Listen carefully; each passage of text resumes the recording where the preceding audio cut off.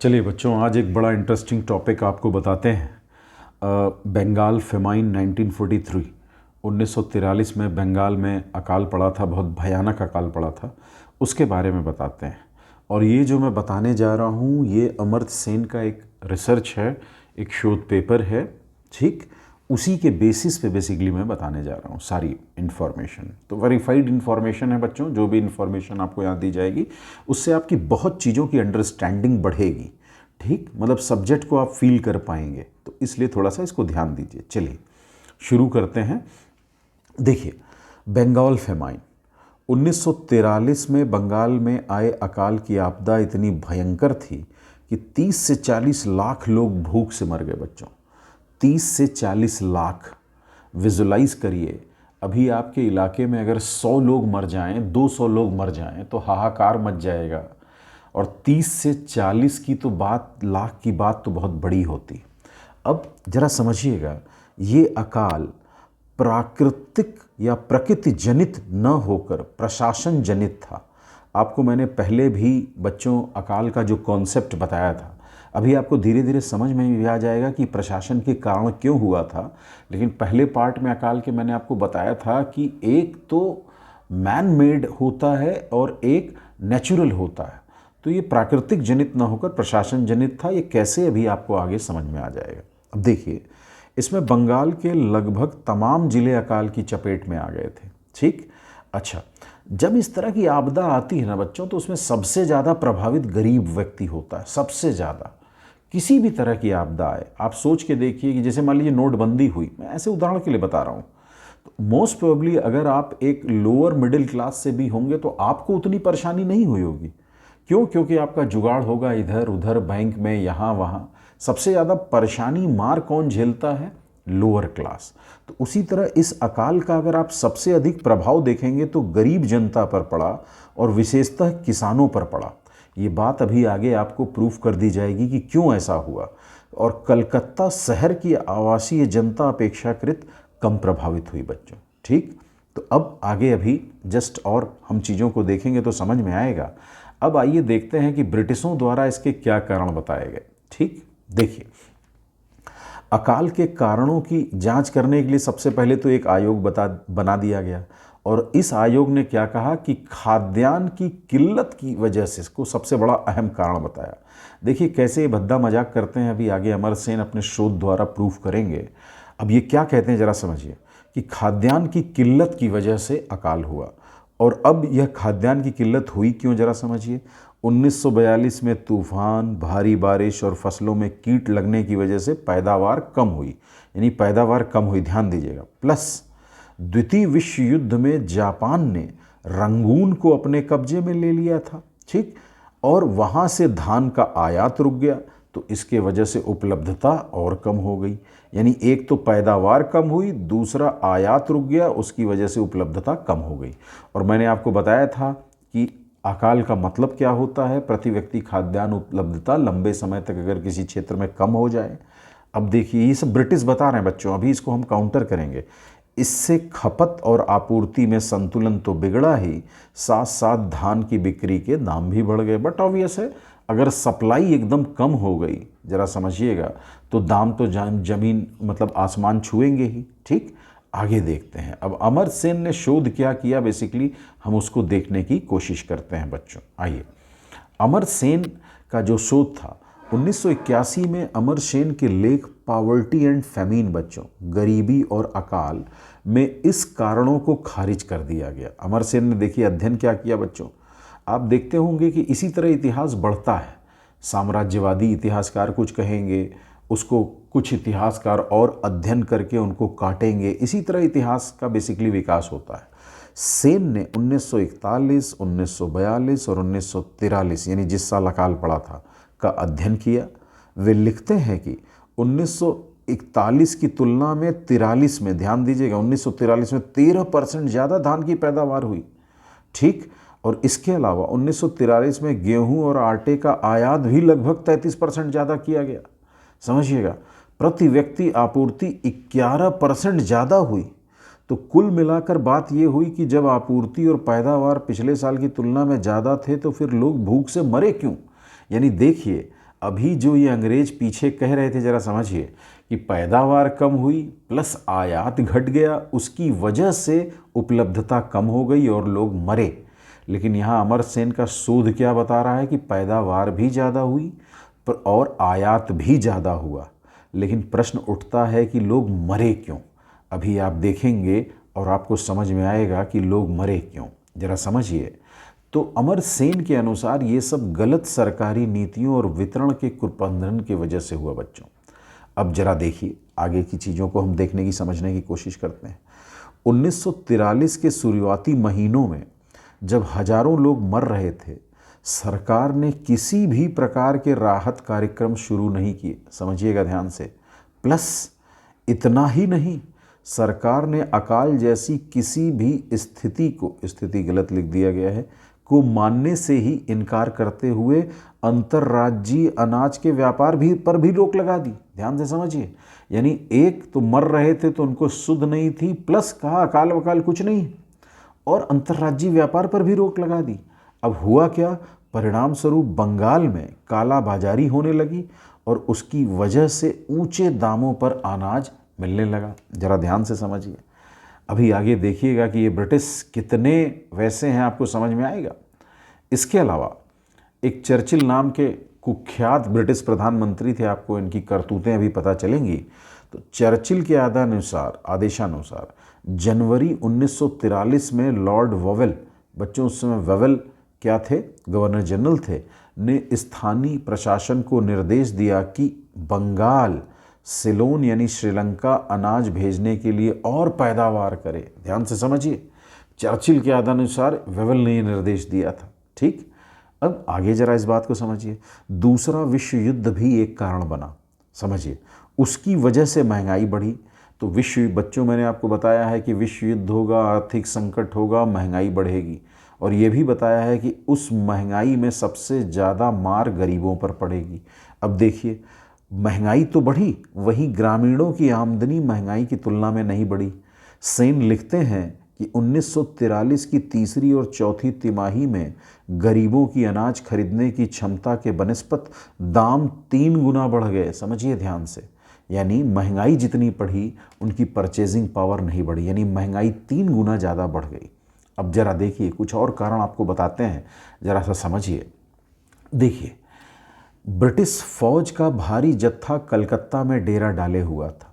यहाँ मैंने एक आपको बच्चों इमेज दिखाने की कोशिश की है।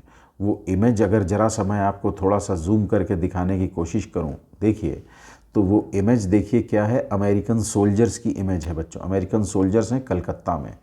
क्यों हैं, क्या हैं, अभी जस्ट आपको ये चीज़ें पता चलेंगी। ठीक है बच्चों, अभी जस्ट मैं आपको थोड़ा सा आगे जब एक्सप्लेन करूँगा तो आप इन चीज़ों को समझ जाएंगे। देखिए, अब जब अमेरिकन सोल्जर्स तमाम इस इलाके में आने लगे, ध्यान से समझिए, और ब्रिटिश सोल्जर्स थे ही, क्यों थे आप अभी जस्ट आप समझ जाएंगे। इससे कलकत्ता में अनाज वितरण की व्यवस्था बिगड़ गई। समझिए, इससे कलकत्ता में अनाज वितरण की व्यवस्था बदल गई। जब कलकत्ता वासियों प्लस फौज के लिए सरकारी आपूर्ति कम पड़ने लगी तो ग्रामीण इलाकों से ऊंची कीमतों पर, ध्यान दीजिएगा, ग्रामीण इलाकों से ऊंची कीमतों पर धान खरीदकर शहर लाया गया। इससे गांव में और किल्लत हो गई। ध्यान से समझिएगा, यानी कलकत्ता में इस फौज के लिए और वहाँ के लोगों के लिए जब सरकारी आपूर्ति कम पड़ी तो ग्रामीण इलाकों से धान शहर मंगाया गया, तो इससे गांव में और ज़्यादा शॉर्टेज हो गई। अब जरा सा आगे बढ़ते हैं बच्चों। देखिए, एक्चुअली ये लोग इकट्ठा क्यों हुए थे, क्योंकि जापान के आक्रमण का खतरा मंडरा रहा था। आपको अगर पता हो तो जापान ने जब विश्व युद्ध में प्रवेश किया तो साउथ ईस्ट एशिया से वो जीतते हुए, वर्मा को जीतते हुए एकदम भारत के दरवाजे पर दस्तक दे रहा था। अभी जस्ट मैं आगे आपको दिखाता हूँ, एक मैप के माध्यम से आपको समझाने की कोशिश करता हूँ, जरा सा देखिए। अब देखिए, थोड़ा सा मीडिया का रोल भी देखने की कोशिश करते हैं हम। मीडिया का रोल देखिए, ये दौर दूसरे विश्व युद्ध का था। जापानी फौज वर्मा की सीमा पर आकर टिकी थी। जरा सा इस चीज़ को देखिए, आपको मैं थोड़ा सा एक मैप के माध्यम से दिखाने की कोशिश करता हूँ। देखिए, अब ये म्यांमार है बच्चों, ये वर्मा है, और समझिए कि जापानी फ़ौज इधर से वर्मा पर तो नियंत्रण कर ही लिया था, ये मणिपुर का इम्फाल और नागालैंड का कोहिमा, यहाँ तक मतलब युद्ध जो चल रहा था ब्रिटिशों से, कहाँ चल रहा था, ये कोहिमा और इम्फाल में चल रहा था बच्चों, समझिएगा। यानी एकदम दरवाजे पर जापानियों ने दस्तक दे दी थी, और यही बच्चों है बंगाल। ठीक, तो ज़रा समझिएगा, इसी वजह से बंगाल में फ़ौजों ने डेरा डाल रखा था, ब्रिटिश फ़ौजें, अमेरिकी फ़ौजें और ब्रिटिशों के जो भी सहयोगी थे डाल रखा था। अभी जो पीछे मैंने आपको बताया था, ये बेसिकली इन्हीं कारणों की वजह से था। आइए अब आगे देखने की कोशिश करते हैं बच्चों। अब देखिए, बहुत महत्वपूर्ण बात है कि ऐसे में अगर मीडिया अकाल का जिक्र करता, सोचिए, यानी एक तरफ जब जापान दस्तक दे रहा था, एकदम भारत के दरवाजे पर फौजें आके थीं, और अगर मीडिया अकाल का जिक्र करता तो जाहिर था कि ब्रिटिश संसद और यहाँ के लोगों में चर्चा होती, जिससे इंग्लैंड की फ़ौजों को युद्ध में मुश्किल हो सकती थी। और बहुत महत्वपूर्ण बात आगे आपको दिखेगी, मीडिया फ्रीडम की बात और तमाम बातों को तमाम भारतीय और ब्रिटिश अखबार चुप थे। लेकिन ज़रा समझिएगा, आगे आप देखिए, इसी खामोशी में 1943 के 3 तिमाही बीत गई। ठीक, पर एक अखबार था जो सरकारी तंत्र से भिड़ गया। 16 अक्टूबर 1943 को ब्रिटिश अखबार द स्टेट्समैन, जानते रहिएगा बच्चों, ने अपने संपादकीय में इस आपदा का जिक्र किया। एडिटर इयान स्टीफन्स ने बड़े पुरजोर तरीके से अपनी बात कही। अभी मैं आपको कुछ इमेजेस दिखाता हूं जो उस अखबार में छपे थे बच्चों, और आपको जान के ये हैरानी होगी कि जब ये इमेजेस छपे तो पूरी दुनिया में मतलब बंगाल फेमाइन को लेकर चर्चा होने लगी। आप देखिए, ये स्टेट्समैन अखबार की इमेज है, ये एक महिला है, इसके बच्चे मरे पड़े हैं। इसने क्या किया था, अखबार में छापा था, और इस इमेज ने पूरी दुनिया में तहलका मचा दिया था।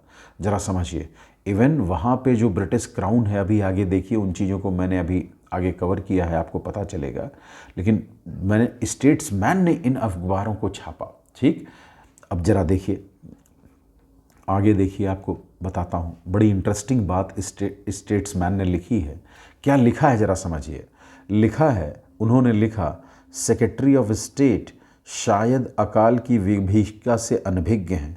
वो संसद में बयान दे रहे हैं कि प्रति हफ्ते सिर्फ 1000 लोग ही भूख से मर रहे हैं। समझिएगा, वास्तविकता ये है कि 2000 से ज़्यादा लोग हर हफ्ते भूख का शिकार हो रहे हैं। ज़रा समझिएगा, सेक्रेटरी ऑफ स्टेट क्या बयान दे रहा है, 1000 लोग मर रहे हैं। वास्तविकता क्या थी, 2000 से ज़्यादा लोग मर रहे थे। अब ज़रा समझिए, आगे भी आगे पता लगेगा। इसके ठीक 2 दिन बाद बंगाल के गवर्नर टी रथरफोर्ड ने सेक्रेटरी ऑफ स्टेट को लिखा। बंगाल के गवर्नर ने एसओएस को क्या लिखा, आपके बयान जो मेरे आकलन पर आधारित था, पर यहाँ स्थानीय मीडिया में काफ़ी किरकिरी हो रही है। अनाज की कमी का पूर्ण असर अब देखा जा रहा है। मेरे हिसाब से करीब 2000 लोग हर हफ्ते मर रहे हैं। ज़रा ध्यान दीजिएगा, ये अंग्रेज ऐसे ही थे बच्चों। अभी आगे आपको और चीज़ों की अभी डाटा दिखाता हूँ, उससे आपको समझ में आएगा। देखिए, अब मज़े की बात देखिए, सरकार सिर्फ 2000 मौतें प्रति हफ्ते मान रही थी। ठीक, जबकि मर 10,000 मतलब दसियों हज़ार से ज़्यादा लोग रहे थे। अभी आपको एक चीज़ और दिखाता हूँ। आयोग ने अपनी रिपोर्ट में लिखा 13 लाख लोग भूख से मर गए थे। 13 लाख लोग। अच्छा, अब ज़रा सा मैं बताता हूँ, अगर एक हफ्ते में आप 1000 कह रहे हैं, मैं क्या कह रहा हूँ, एक हफ्ते में 1000, मैं 2000 भी मान लूँ, ज़रा समझिएगा, तो एक महीने में 8000 हो गए बच्चों, एक साल में 96,000 हो गए। आपने कहा कि 13 लाख लोग मरे, और मैं मान लेता हूं कि एक साल में आपके आंकड़े के हिसाब से 1 लाख मरे, तो क्या 13 साल तक अकाल पड़ता रहा? जब कोई चोरी करता है तो देखिए ऐसे ही उसका डेटा मिसमैच हो जाता है बच्चों। वही चीज़ आगे लिखी है, प्रति हफ्ता 1000-2000 मौतें। कुल आंकड़ों को जोड़ कैसे बनती ये सरकार को ही मालूम था। ज़रा समझिएगा, पता नहीं कैसे 13 लाख का आंकड़ा, मेरे ख्याल से आप समझ पा रहे होंगे। अब यहाँ चर्चिल की हठधर्मिता, बच्चों मुझे कहने में कोई गुरेज नहीं है, मैं इस तरह के शब्दों को यूज़ नहीं करता। ये बहुत ही दुष्ट आदमी था, और भारत का तो इसने बहुत ज़्यादा नुकसान किया। कई मौक़ों पे आप देखेंगे कि बहुत नुकसान किया। अभी आगे आपको दिखाता हूँ, ज़रा चर्चिल के विषय में थोड़ा सा बताता हूँ। देखिए, पहले इन महानुभाव के दर्शन कर लीजिए। ये हैं भाई साहब चर्चिल। देखने से आपको मेरे ख्याल से लग रहा होगा, अब मैं क्या कहूँ इसके विषय में बहुत ज़्यादा बोलना उचित नहीं है, लेकिन ठीक है। अब देखिए ये कर क्या रहा था, ज़रा समझिए ध्यान से, आपको हैरानी होगी इसके स्टेटमेंट पे।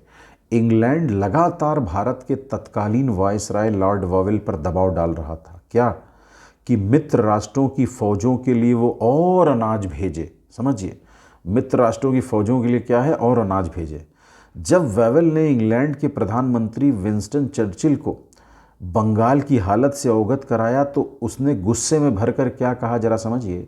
ये गलती हिंदुस्तानियों की है जो खरगोश के जैसे बच्चे पैदा करते हैं। समझिए, वॉवेल पे दबाव बना रहा था कि और अनाज भेजो भाई, मित्र राष्ट्रों को ज़रूरत है यूरोप में। वॉवेल ने कहा सर जी यहाँ तो हालत बहुत ख़राब है। तो गुस्से में क्या कह रहा है कि ये गलती हिंदुस्तानियों की है जो खरगोश के जैसे बच्चे पैदा करते हैं। अब दूसरी बात आगे सुनिएगा। जब वॉवेल ने कहा कि लोग भूख से मर रहे हैं, चर्चिल बोला फिर गांधी अब तक क्यों जिंदा है। गांधी से बहुत नफरत करता था बच्चों, मैंने आपको बताया होगा। तो आखिर गांधी क्यों जिंदा है। अब मज़ेदार बात आपको दिखेगी। वायसराय वॉवेल की भारत में स्थिति बहुत ख़राब थी बच्चों। ना कांग्रेस सुनती थी, ना मुस्लिम लीग, वहाँ से अलग डांट पड़ रही थी बेचारे को। और रही कही कसर, गांधी के भारत छोड़ो आंदोलन ने सरकारी मशीनरी को पटरी से उतार दिया था और बेचारा परेशान था। कुल मिला के वेवेल ने अपनी कुर्सी बचाने के चक्कर में बात को आगे नहीं बढ़ाया। तो आप देखिए, आपको समझ में आएगा। ज़रा सा मैं कुछ दिखाता हूँ आपको, एक और न्यूज़पेपर की कटिंग दिखाता हूँ बच्चों, उससे आपको समझ में आएगा।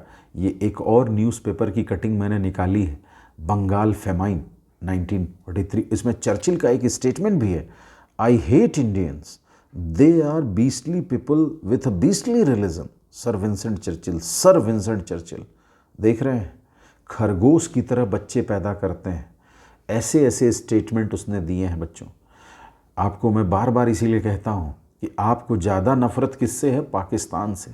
मैं ये तो नहीं कहूँगा आपको कि आपको ज़्यादा नफ़रत ब्रिटिशों से होनी चाहिए, लेकिन जैसे जैसे आपको इनकी पॉलिसीज़ समझ में आएंगी, आपको वाकई इनसे नफ़रत हो जाएगी।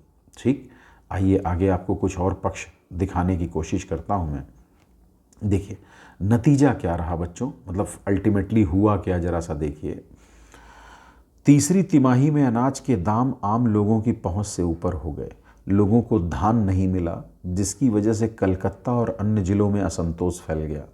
सरकारी रिपोर्टों में आए दिन इसका जिक्र होने लगा कि भूखे लोगों के जत्थे धान लूट रहे हैं। सड़कों के किनारे भूख से, ज़रा समझिएगा, मरे हुए लोगों की लाशें पाई जा रही हैं। ज़रा समझिए ध्यान से, क्या कह रहा हूँ, सड़कों के किनारे भूख से मरे हुए लोगों की लाशें पाई जा रही हैं। सड़कों पर लोगों को धान मांगते देखा जा सकता है। देखिए कुछ इमेजेस मैंने निकाली हैं ताकि आप इसकी विभीषिका को समझ सकें। ज़रा सा कुछ इसकी इमेजेस को देखिए बच्चों, तो आपको ये स्थिति दिखेगी कि इन ब्रिटिशों ने कैसी स्थिति कर दी थी। ठीक, देखिए कुछ इमेजेस देखिए। अच्छा ठीक है, अब अल्टीमेटली हुआ क्या, मैं उसकी बात कर रहा हूँ। जो स्टेट्समैन ने आर्टिकल लिखा, उधर स्टेट्समैन के एडिटर इयान स्टीफेंस के संपादकीय इंग्लैंड की संसद में पढ़े जाने लगे और इंग्लैंड की रानी की अंतरात्मा जाग उठी। सरकारी मशीनरी और सहायता बंगाल की ओर दौड़ पड़ी। सबसे अच्छी बात क्या हुई, सबसे अच्छी बात ये हुई कि अगली फसल की कटाई हो गई और जिसकी वजह से धान की उपलब्धता फिर कायम हो गई। मतलब कहना नहीं चाहिए मुझे, तो ये जो वाक्य लिखा है अमर्त्य सेन ने कि इंग्लैंड की महारानी की अंतरात्मा जाग उठी, हो सकता है भाई साहब वो भी इधर उधर विदेशों में सफ़र करते हों, शायद ये वाक्य लिख के चीज़ों को पैसिफाई करने की कोशिश की हो। बाकी तो मेरी तो किसी तरह की श्रद्धा नहीं है। फ़िलहाल बच्चों ये कुछ ऐसी चीज़ें थीं जिससे आपको मॉडर्न इंडिया की बेहतर समझ होगी। इसको नोट्स नहीं बनाना है, इसको बस टी टाइम में बच्चों आप देखने की कोशिश करिएगा। इससे आपको एक अच्छी अंडरस्टैंडिंग मिलेगी अकाल की, कैसे ये अकाल बेसिकली ब्रिटिश स्पॉन्सर्ड हुआ करते थे, जापान की, चर्चिल की, इस तरह के तमाम चीज़ों के विषय में आपको एक बेहतर अंडरस्टैंडिंग मिलेगी। ठीक है बच्चों, अकाल पे कुछ और सीरीज़ में आगे लाऊंगा जिससे आपकी समझ बेहतर विकसित हो सकेगी।